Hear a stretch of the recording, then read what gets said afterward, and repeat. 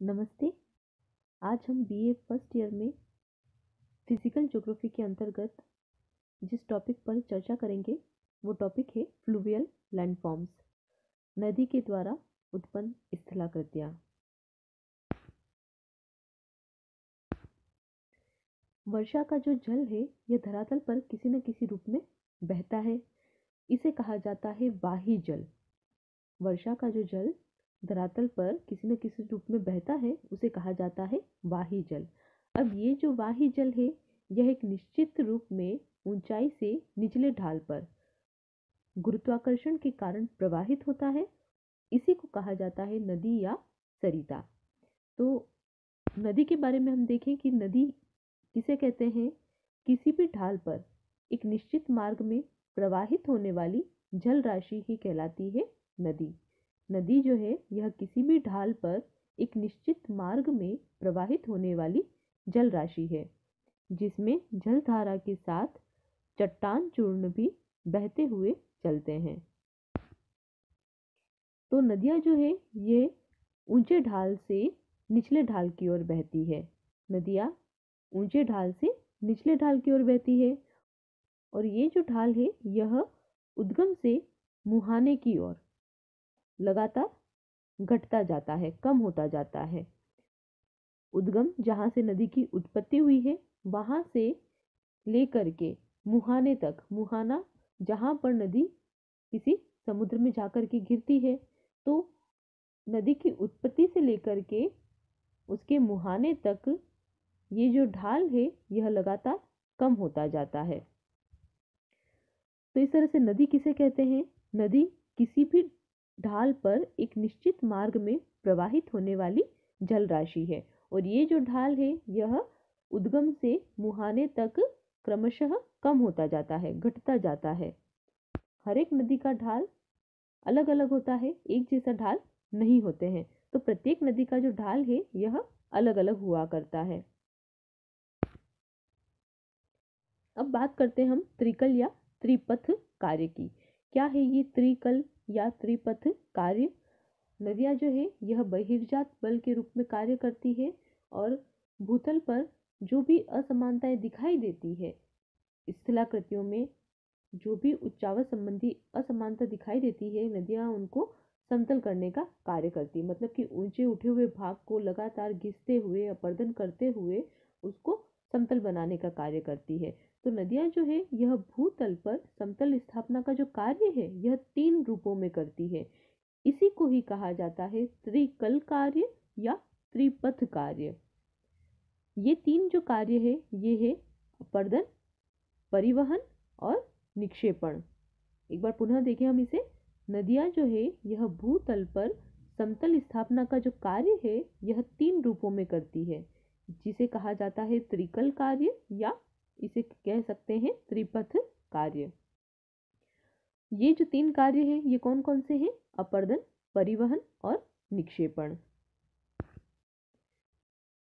तो सबसे पहले हम देखेंगे नदी के अपर्दन के रूप। नदी का जो सबसे प्रमुख कार्य है यह है भूपटल पर अपर्दन करना। नदी का जो सबसे प्रमुख कार्य है यह अपर्दन करना है। इसके अंतर्गत नदियाँ जो है यह मार्ग में आने वाली जो चट्टानें हैं उनको तोड़ने का कार्य करती है। तो नदियाँ जो है यह हमेशा अपने मार्ग में आने वाली जो चट्टानें हैं उनको घिस करके, उनको काट करके अपने साथ ले जाती है। तो इस तरह से नदियाँ मार्ग में आने वाली जो चट्टानें हैं उनको लगातार काटने का कार्य करती रहती है, उनको घिसने का कार्य करती रहती है। तो यही है नदी के द्वारा किया गया अपर्दन का कार्य। अब ये जो अपर्दन है यह 2 रूपों में होता है। पहला है रासायनिक अपर्दन और दूसरा है यांत्रिक अपर्दन। अब हम देखते हैं नदी के अपर्दन के रूप। सबसे पहला है गोलीकरण। इसके अंतर्गत क्या होता है कि नदी का जो बहता हुआ जल है इसके संपर्क में आने वाली जो भी चट्टानें होती है उस चट्टानों के जो घुलनशील खनिज होते हैं वो खनिज नदी के जल के साथ घुल जाते हैं। नदी के बहते हुए जल के संपर्क में जो चट्टानें आती है उन चट्टानों के जो घुलनशील खनिज होते हैं, घुलनशील जो पदार्थ होते हैं वो घुल करके चट्टानों से अलग हो जाते हैं और जल के साथ मिल जाते हैं। तो यही जो क्रिया है यह कहलाती है गोलीकरण। तो ये जो क्रिया है यह एक रासायनिक क्रिया है। इसके अंतर्गत जो भी घुलनशील तत्व होते हैं चट्टानों के, वो जल के संपर्क में आने के कारण घुल करके जल के साथ हो जाते हैं। तो फर्स्ट जो नदी का अपरदन का रूप है देखा हमने, वो है गोलीकरण। नेक्स्ट है अपघर्षण। नदी के साथ कंकड़ पत्थर ये सभी बहते रहते हैं, नदी के भार के रूप में नदी के साथ साथ चलते रहते हैं। तो नदी के साथ जो कंकड़ और पत्थर साथ में बहते हैं वो एक ड्रिलिंग टूल्स के रूप में काम करते हैं, घर्षक यंत्र के रूप में कार्य करते हैं। फिर ये मार्ग में आने वाली जो चट्टानें हैं उनके संपर्क में आते हैं तो उन चट्टानों को तोड़ने का कार्य करते हैं, उन चट्टानों पर प्रहार करते हैं, और इसी क्रिया को कहा जाता है फिर अपघर्षण की क्रिया, जिससे कि वो चट्टान जो है यह टूट जाती है। नेक्स्ट है सन्निघर्षण। जैसे कि हमने अपघर्षण में अभी देखा कि नदी के साथ कंकड़ और पत्थर भार के रूप में बहते हैं। अब ये वो कंकड़ और पत्थर जब मार्ग में आने वाली चट्टानों पर प्रहार करके उनको तोड़ते हैं तो वो क्रिया तो कहलाती है अपघर्षण। अब ये जो कंकड़ और पत्थर जो कि नदी के साथ बह रहे हैं ये आपस में भी टकराते हैं। तो नदी के साथ बहने वाले जो कंकड़ पत्थर है, जो चट्टान के टुकड़े हैं, इनमें आपस में भी टक्कर होती है, जिससे कि इनमें टूट फूट की क्रिया होती है। इस तरह टुकड़ों की आपस में घर्षण के द्वारा टूटने की जो क्रिया है इसी को कहा जाता है सन्निघर्षण। तो अपघर्षण में तो कंकड़ और पत्थर मार्ग में आने वाली चट्टानों पर प्रहार करते हैं और उनको तोड़ने का कार्य करते हैं। सन्निघर्षण में क्या होता है कि ये कंकड़ पत्थर आपस में ही एक दूसरे से टकराते हैं और टूट जाते हैं और छोटे छोटे टुकड़ों में बिखर जाते हैं। नेक्स्ट है जल गति क्रिया। ये जो क्रिया है इसके अंतर्गत अपरदन का कार्य जो है यह केवल जल के द्वारा ही होता है, अन्य किसी भी साधन से नहीं होता है। मतलब इसमें कंकड़ पत्थर का भी उपयोग नहीं होता है और ना ही रासायनिक रूप में जो जल है यह मार्ग में आने वाली चट्टानों के खनिजों को गुलाता है। तो ये जो क्रिया है ये पूरी तरह से जल के द्वारा ही होती है। मतलब कि इस क्रिया में जल जो है यह एक यंत्र के रूप में, एक औजार के रूप में चट्टानों पर कार्य करता है, मतलब चट्टानों पर प्रहार करता है, चट्टानों को चोट पहुंचाता है, उसे तोड़ने का कार्य करता है। तो इस क्रिया में बिना कंकड़ पत्थर या बिना रासायनिक क्रिया के जल का यांत्रिक ढंग से मार्ग में आने वाली जो भी चट्टानें हैं उन पर प्रहार होता है और इस तरह से जल चट्टानों को ढीला और कमजोर बना करके उन्हें तोड़ने का कार्य करता है। तो ये जो क्रिया है इसके अंतर्गत जल का जो वेग है, जल की जो गति है, यह सबसे ज्यादा महत्वपूर्ण है, क्योंकि जल जितने वेग से बहेगा, जल की गति जितनी ज्यादा होगी उतनी ही तीव्रता से चट्टानों पर प्रहार होगा। तो जल गति क्रिया में जल एक यांत्रिक शक्ति के रूप में कार्य करता है और मार्ग में आने वाली चट्टानों को तोड़ता है। तो ये तो हुए नदी के अपरदन के रूप, कौन कौन से? गोलीकरण, अपघर्षण, सन्निघर्षण और जल गति क्रिया। अब हम देखते हैं नदी के द्वारा किए गए अपरदन के द्वारा कौन कौन से स्थल रूप का निर्माण होता है। इसमें सबसे पहला है वी आकार की घाटी, वी शेप्ड वैली। सबसे पहले नदी जो है यह जब अपनी युवावस्था में होती है तो नदी तल को काट करके उसे गहरा करती है, मतलब कि नदी के द्वारा लंबवत अपरदन होता है, जिस वजह से जो नदी घाटी है इसकी गहराई सदैव बढ़ती जाती है। यहाँ पर इस डायग्राम में वी शेप्ड वैली को बताया है। देखिए नदी जो अपरदन का कार्य करती है यह दो तरीके से करती है। पहला तो यहाँ पर हम जो देख रहे हैं ये है तल की ओर अपरदन, नदी का जो तल है उस ओर अपरदन, इसे हम लंबवत अपरदन भी कहते हैं। दूसरा जो कार्य करती है नदी अपरदन का वो करती है क्षैतिज अपरदन, जिसके अंतर्गत नदी दोनों ओर के जो किनारे हैं उन्हें काटने का कार्य करती है, उनका अपरदन करती है। तो जब नदी युवावस्था में होती है तो नदी तल की ओर कटाव करती है। मतलब नदी जो है यह अपर्दन का जो कार्य करती है यह लंबवत अपर्दन करती है। तो इस तरह से नदी जब अपनी तली का कटाव करेगी तो उस तली को और अधिक गहरा बनाती जाती है। अब इस वजह से क्या होता है कि जो नदी की घाटी है यह गहरी होती जाती है, नदी की घाटी की गहराई बढ़ती जाती है, क्योंकि नदी का जो कटाव करने का कार्य है यह इसके तल की ओर है। इस वजह से नदी की घाटी गहरी होती जाती है। अब इस तरह से जब नदी अपर्दन करती है, सबसे पहले ये क्या करती है, अपनी तली को काट करके उसे गहरा करती है। अब इस वजह से नदी की जो घाटी है यह गहरी होती जाती है। इस तरह से कटाव करने से नदी की जो घाटी है इसका आकार अंग्रेजी भाषा के वी जो अल्फाबेट है उसके जैसा हो जाता है। यहाँ पर हम इस डायग्राम में देखें, नदी जो कटाव करती है, इस कटाव से जो घाटी बनती है उसकी आकृति अंग्रेजी के वी लेटर के वी अल्फाबेट के समान हो जाती है। अंग्रेजी भाषा के वी अल्फाबेट के समान हो जाती है इस घाटी की आकृति। वी आकार की घाटी में जो दीवारें होती है इनका ढाल तीव्र और उत्तल होता है।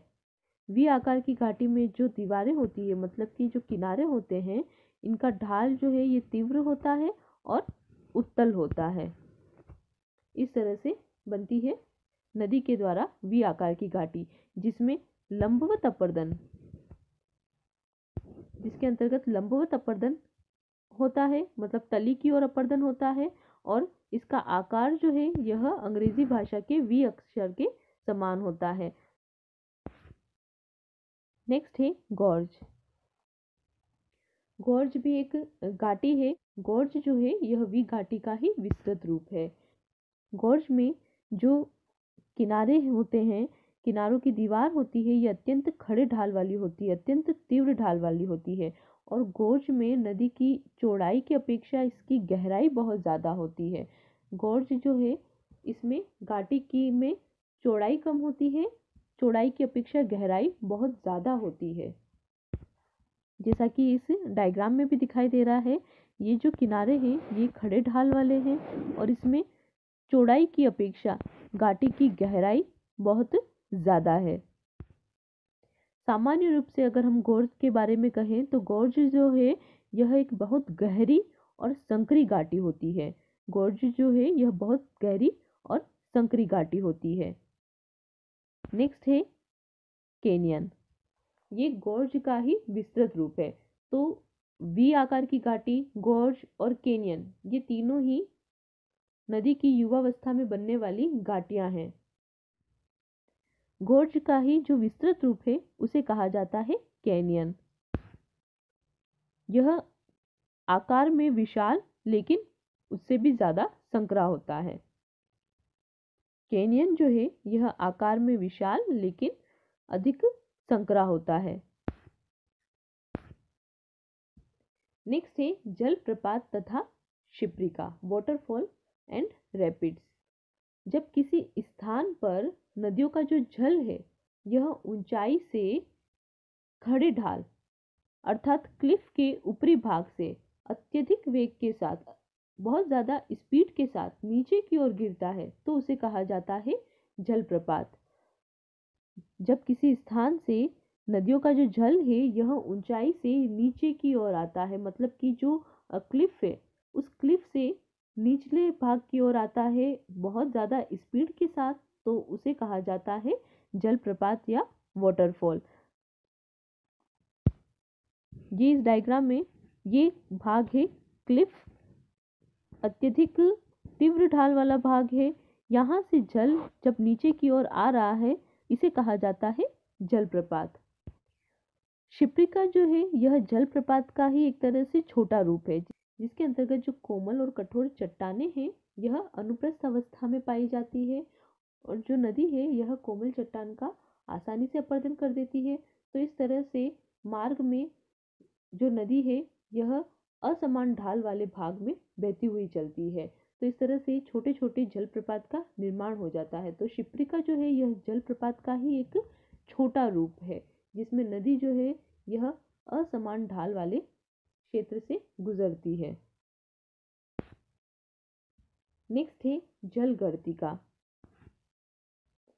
नदी की जो तल है इसमें जल भंवर के साथ छोटे छोटे पत्थर के टुकड़े तेजी से चक्कर लगाते हैं और छोटे छोटे गड्ढों का निर्माण करते हैं। ये जो फर्स्ट डायग्राम दिखाई दे रहा है इसके अंतर्गत जल की गति दर्शाई गई है कि जल की डायरेक्शन इस तरफ है, तो जल के साथ पत्थर के छोटे छोटे टुकड़े भी साथ में बहते रहते हैं और ये जो पत्थर के टुकड़े हैं ये छोटे छोटे गड्ढों का निर्माण करते हैं।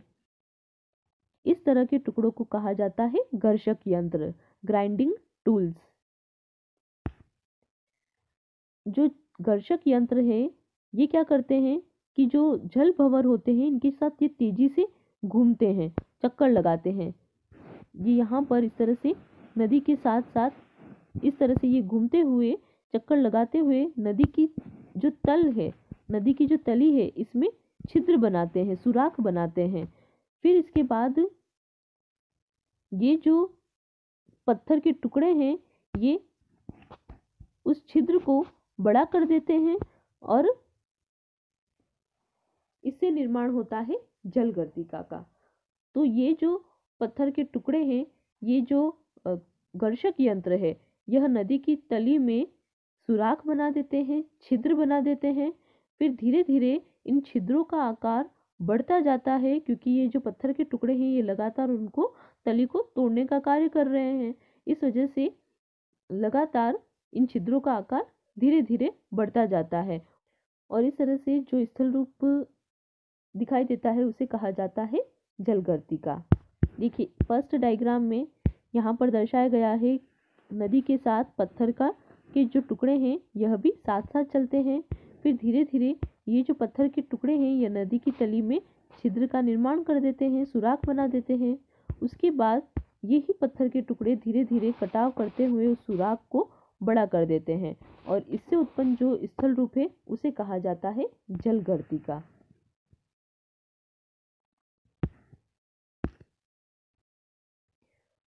ये जो जलगर्तिका है जब इसकी गहराई बहुत ज़्यादा हो जाती है, इसका व्यास बहुत ज़्यादा हो जाता है, तो उस स्थलाकृति को कहा जाता है अवनमन कुंड। जब जलगर्तिका की गहराई और व्यास अधिक हो जाता है तो उसे कहा जाता है अवनमन कुंड। नदी के द्वारा निर्मित अपरदनात्मक स्थल रूप के बारे में हम अगले लेक्चर में भी चर्चा जारी रखेंगे। धन्यवाद।